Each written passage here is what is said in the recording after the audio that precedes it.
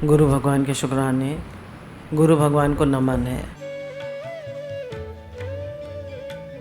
अब देखिए आगे क्या कहते हैं। पहले गोपियों के दिल में जो बात थी वे उगलवा ली और हंसने लग गए कि रोज रोज तो गोपियां तुम करती थी वामता उल्टी चाल।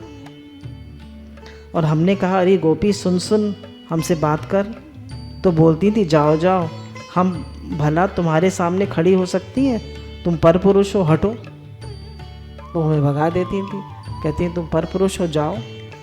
तो बोले गोपियाँ हट जाओ, पर पुरुष के सामने आकर क्यों खड़ी हो गई, अब तुम जाओ। उन्होंने ही बात दोहराई तो रोने लग गई। अब बोले कि आज के बाद वामता नहीं करना। हम पहले मना करते हैं और फिर पति कहते हैं अच्छा रहने दो, तो रोने लगते हैं कि हम भी चलेंगे। तो कह रहे ऐसे नहीं, तो कह रहे उल्टी उल्टी चाल मत चलना। बोले मन मन भावे ऊपर से मुँह हिलावे। मन में तो इच्छा है और ऊपर से मना कर रही है कि नहीं नहीं नहीं नहीं नहीं। तो बोले ये स्त्री की नेचर होती है। अच्छा दूसरी हंसी की बात क्या है, ये हाथ जो है ना इसको हस्त बोलते हैं। संस्कृत में हमारे हाथ है ना, इसको हस्त बोलते हैं। हस्त माने जो दूसरों को हंसा दे, जो दूसरों को हंसा दे उसको हाथ कहते हैं। ये हाथ भगवान ने हंसाने के लिए दिए, रुलाने के लिए नहीं दिए। तो ऐसा काम करें जिससे सबको खुशी आए जीवन में। बोली रुलाने के लिए नहीं दिए हाथ, ये सबको खुशी देने के लिए दिए। हाथ हमेशा ऐसा काम करना चाहिए जिससे लोगों को सुख मिले, हंसी आवे। तो भगवान ने कहा हाय हाय गोपियों, आज तो बड़ा अनर्थ हो गया। क्या अनर्थ हुआ भाई? का अनर्थ ये हुआ कि हम तो बाल ब्रह्मचारी, असंग, विभू, तटस्थ, पर तुम लोगों ने रो रो कर सब नष्ट कर दिया। हमारी असंगता भी तुम्हारे लिए छूटी। अब भगवान तो बाल ब्रह्मचारी हैं, बोले हमारी असंगता भी तुम्हारे लिए छूटी। अब पर स्त्री का स्पर्श करना पड़ेगा, नाचना पड़ेगा तुम्हारे साथ, गाना पड़ेगा तुम्हारे साथ, बजाना पड़ेगा। हमारी तो सब विशेषता आज तुम लोगों ने चौपट कर दी। तो कह रहे अगर हंसी उड़ानी है, हंसी उड़ानी है तो किसकी उड़ाओ? अपनी उड़ाओ। बोले हम बहुत मोटे थे तो हम अपनी हंसी उड़ाते थे। अखंडानंद जी बता रहे हैं हम बहुत मोटे थे।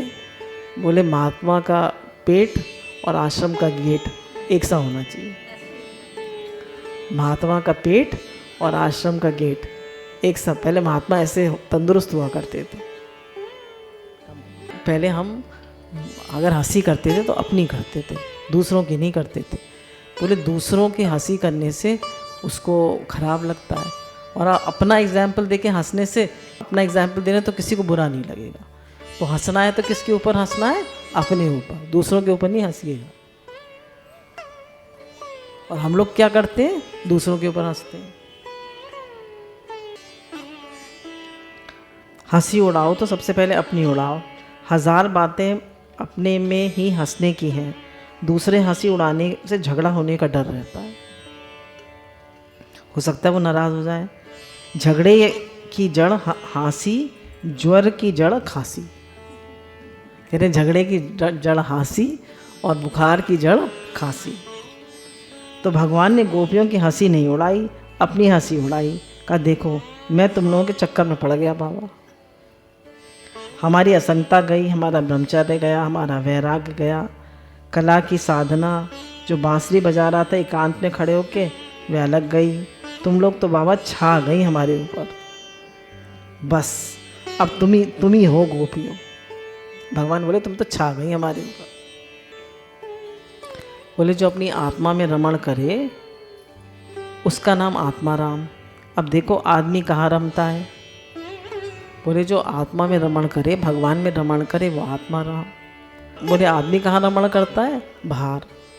तुम्हारा आराम कहाँ है? किसी किसी का आराम होता है साथ लेके बाजार घूमने में। भाई आजकल कहाँ आराम है? चलो मॉल चले, बाजार घूमने चले, रेस्टोरेंट चले। तो आराम कहाँ है? बाजार में और होटल में, रेस्टोरेंट में। बोले किसी किसी का तो सारा आराम बाजार में ही होता है। हमारे घर में तकलीफ होती है तब दूसरे के घर में जाके बैठते हैं। बोले मनोरंजन क्या है? जब अपने मन को रंज होता है तो अपने घर में नहीं बैठते, क्योंकि अपने घर में हमारा मन ही नहीं लगता।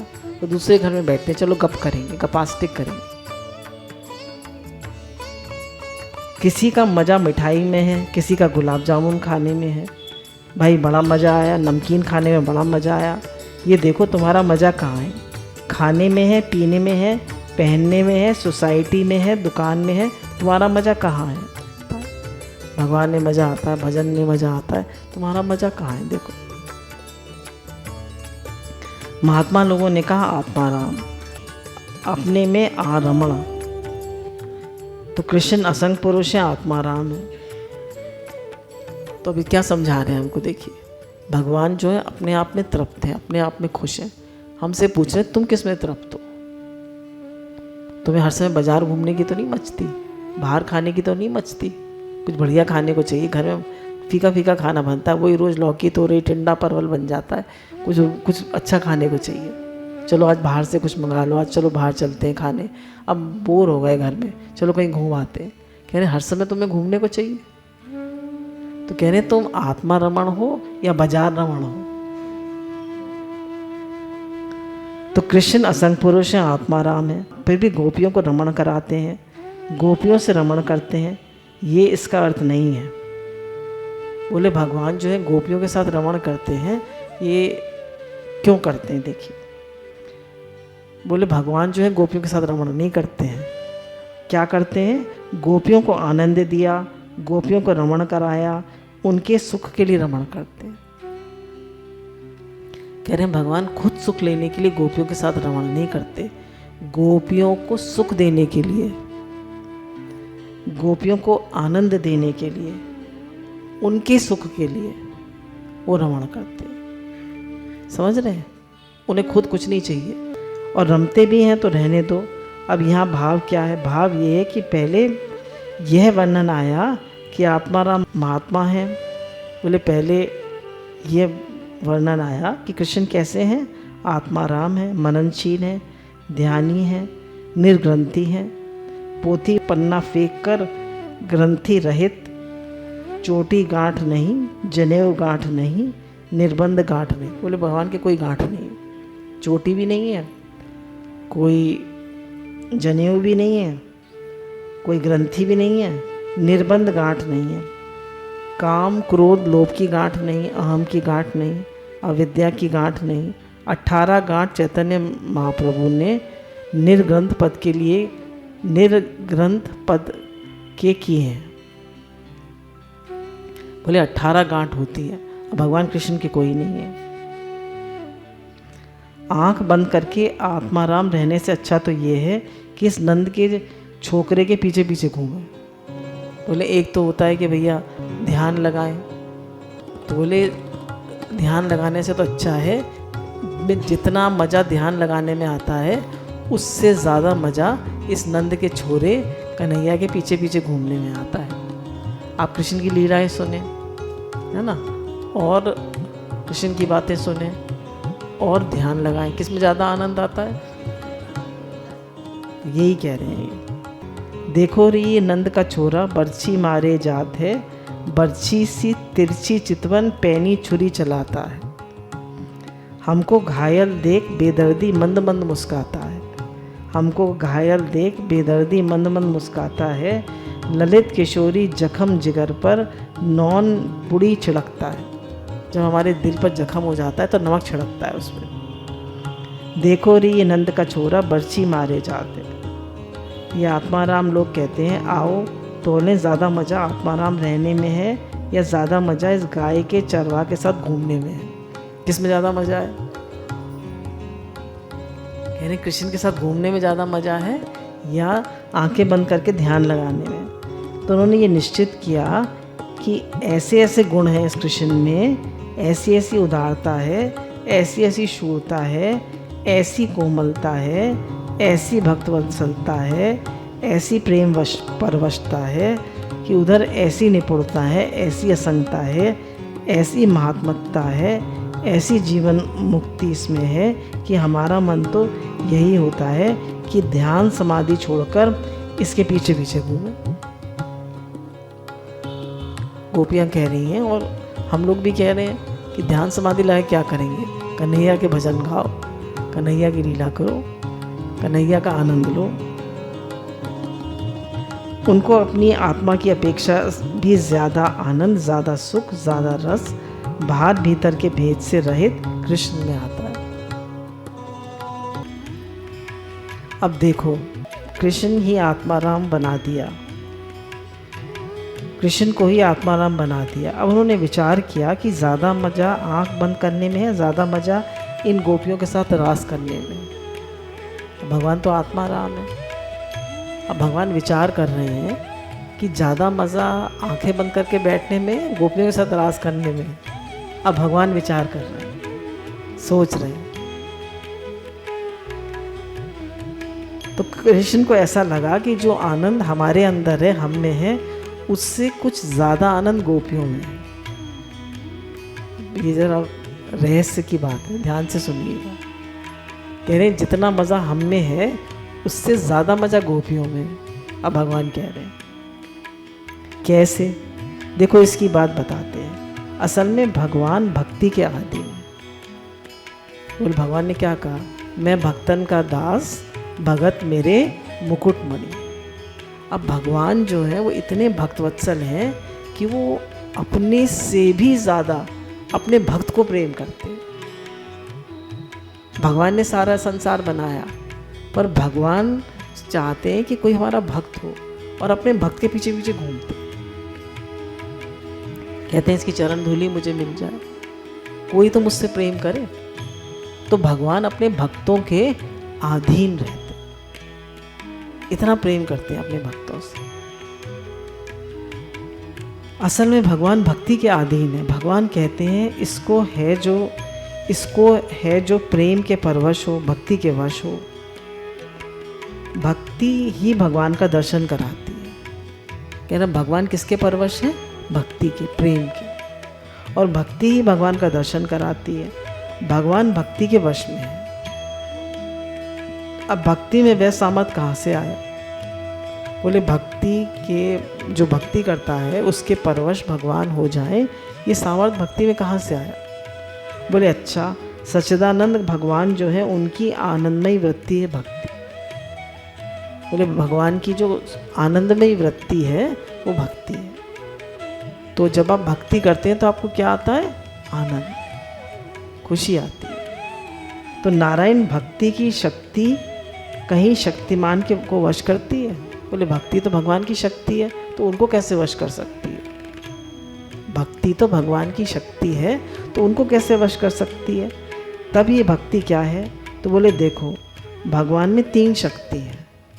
भगवान में 3 शक्तियाँ हैं। एलादनी शक्ति तो आप सब जानते होंगे, दूसरी संधिनी और तीसरी संवृत। अब कह रहे हैं जो एलादनी शक्ति है वही भक्ति है भगवान की। अब एलादनी शक्ति जो है उसका सार क्या है? उसका सार है राधा। एलादनी शक्ति जो है तो राधा भगवान की एलादनी शक्ति है, उसी के वश में भगवान है। तो भगवान राधा के वश में है। राधा कोई वो स्त्री नहीं है, राधा मतलब भक्ति, प्रेम। शक्ति शब्द का मुख्य अर्थ है राधा। इसी भक्ति के वश है भगवान, माने राधा के वश में है भगवान। अब भगवान राधा के वश में क्यों है? क्योंकि राधा रानी के मन में इतनी तड़प है भगवान से मिलने की, इतनी तड़प है कि इतनी उनको प्यास है भगवान की। अब किसी को हमसे मिलने की बहुत तड़प हो तो उसके साथ हमको रहना अच्छा लगेगा, और कोई हमें चाहता ही ना हो उसके साथ रहना अच्छा लगेगा? बताइए। जो हमसे प्यार करे, हमारे लिए तड़प हो, उसको जो हमसे बहुत चाहता हो, उसके साथ रहना अच्छा लगेगा ना। तो भगवान राधा के साथ क्यों रहते हैं? क्योंकि जितनी प्यास राधा को है कृष्ण के लिए उतनी किसी को नहीं है। तो उसी भक्ति के वश में है भगवान, माने राधा के वश में है भगवान। उन्हीं राधा को जब भगवान गोपियों में स्थापित कर देते हैं तो गोपियों में वह चीज़ आ जाती है जो कि योगी की अक्लिष्ट वृत्ति में नहीं है। कह रहे हैं भगवान क्या करते हैं? जो राधा है, जो राधा की चाह है कृष्ण के लिए, जो राधा का प्रेम है कृष्ण के लिए, वो सभी गोपियों में स्थापित कर देते हैं। समझ रहे? जो राधा के मन में चाह है कृष्ण के लिए, उसको सब गोपियों के हृदय में रख देते हैं। और जो योग की अक्लिष्ट वृत्ति है नहीं है, सांख्य की सात्विक वृत्ति नहीं है, वेदांत की मायक वृत्ति नहीं है, जो एलादनी शक्ति नहीं है, जो एलादनी स्वरूपभूता नहीं है, बल्कि एलादनी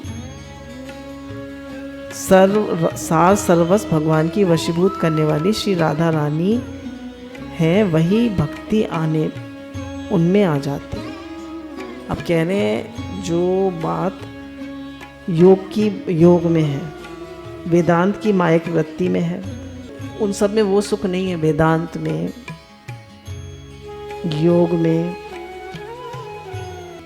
सांख्य में वो आनंद नहीं है जो कि आनंद राधा में।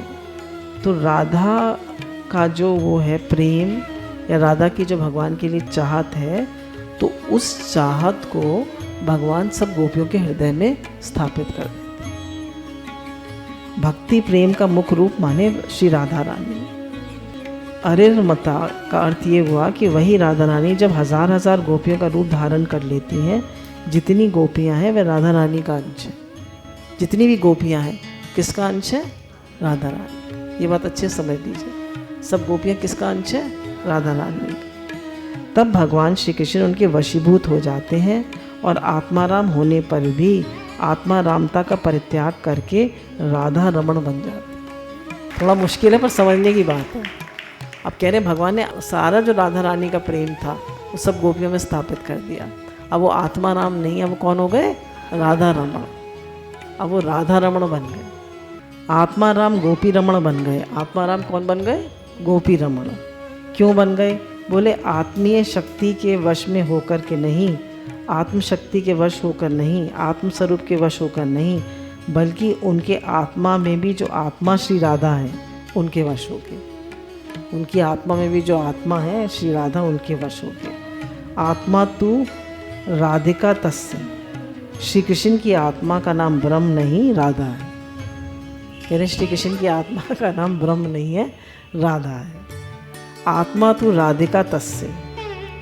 लेकिन महाराज श्री कृष्ण ने आत्मा रामो अपि अरिर्मत गोपियों का इतना प्रेम उद्गार श्रवण करने के बाद अपनी तटस्थता का आग्रह नहीं रखा, असंगता का आग्रह नहीं रखा, आत्मा रामता का आग्रह नहीं रखा। उनको ऐसा नहीं लगा अब अपने आत्मा राम से च्युत हो जाएंगे अगर गोपियों के साथ नृत्य करेंगे। बोले भगवान ने सारा जो प्रेम राधा रानी का था वो गोपियों के हृदय में स्थापित कर दिया। अब उनको लगा कि अगर हम इनके साथ नृत्य करेंगे तो हम अपनी आत्मा रामता से च्युत नहीं होंगे, उससे गिरेंगे नहीं, अपने पद से गिरेंगे नहीं। क्योंकि कामदेव आया उनको गिराने के लिए तो खुद ही बेहोश हो गया, वो खुद ही बेहोश हो गया। अगर गोपियों के साथ नृत्य करेंगे तो ऐसा नहीं लगता उन शुद्ध बुद्ध मुक्त भगवान श्री कृष्ण ने गोपियों के साथ विहार किया।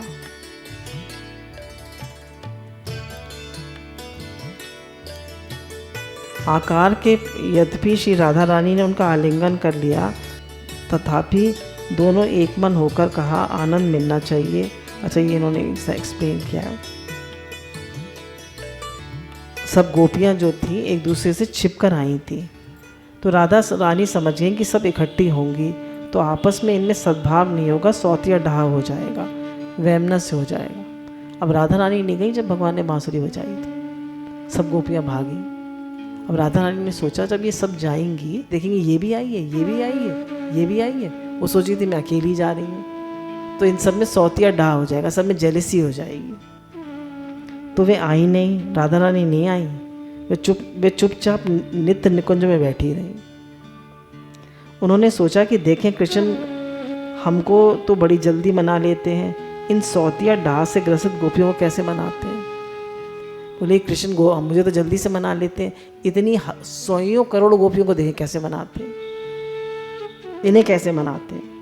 इसलिए वे नित्य निकुंज में बैठकर तमाशा देख रही थी कि कृष्ण इतनी गोपियों के साथ को एक साथ कैसे प्रसन्न करते हैं। और ये महाराज नटनागर तो बड़े चतुर हैं। क्या किया कि लौट जाओ कहकर सबकी अपेक्षा कर दी। क्या कहा? लौट जाओ लौट जाओ। अब जब वो एक एक को मनाने लगते तो कैसे मनाते? अब उन्होंने जब कहा कि लौट जाओ, सबकी अपेक्षा कर दी, इसका परिणाम ये हुआ कि सब एक राय हो गई, रोने में सबका सद्भाव बन गया और कृष्ण फंस गए। और उनका सब जितना भी उनकी जेलसी थी, चिढ़ थी, कुड़न थी, वो सब निकल गई। उनका सब एक ही भाव हो गया, कृष्ण मिले कृष्ण मिले, सबका एक ही भाव हो गया। तभी तो गोपी गीत निकला। गोपी गीत लिखा लिखाया थोड़ी ना था, रटा रटाया थोड़ी ना था। सबने एक ही लय में, एक ही ताल में और एक ही स्वर में, एक ही शब्द लहरी से गाया। लिरिक्स सबके एक ही थे। कैसे? सबके हृदय से निकला। तब राधा रानी ने देखा कि अब सबका मन ठीक हो गया है, तो अब हम भी चलकर मिल जाएं। बड़ी होशियार थी राधा रानी। आकर झट श्री कृष्ण के बगल में खड़ी हो गई। आत्मा रामो अपी। अब तक तो कृष्ण अकेले थे, अब जब राधा रानी आकर उनके बगल में खड़ी हो गई तो बोले, प्यारे, ये सब गोपियाँ बहुत दुखी थीं और तुमने सचमुच सच्चा प्रेम करती हैं। अब राधा रानी ने क्या कहा कि गोपियाँ बड़ी दुखी थी, तुमसे बहुत प्रेम करती हैं। पहले तो मैं नहीं जानती थी कि इतना प्रेम करती हैं, लेकिन आज देख लिया कि इनका तुमसे बहुत प्रेम है। तो जब इतना प्रेम है तो आओ अब हम सब मिलकर रास विलास करें। तथापि दोनों ने एक मन होकर कहा, आनंद मिलना चाहिए, उन्हें उनके प्रेम का रस प्राप्त होना चाहिए। तो दोनों राधा कृष्ण ने कहा सभी गोपियों को आनंद मिलना चाहिए और प्रेम का रस मिलना चाहिए। गुरु भगवान के अनंत अनंत शुक्राना।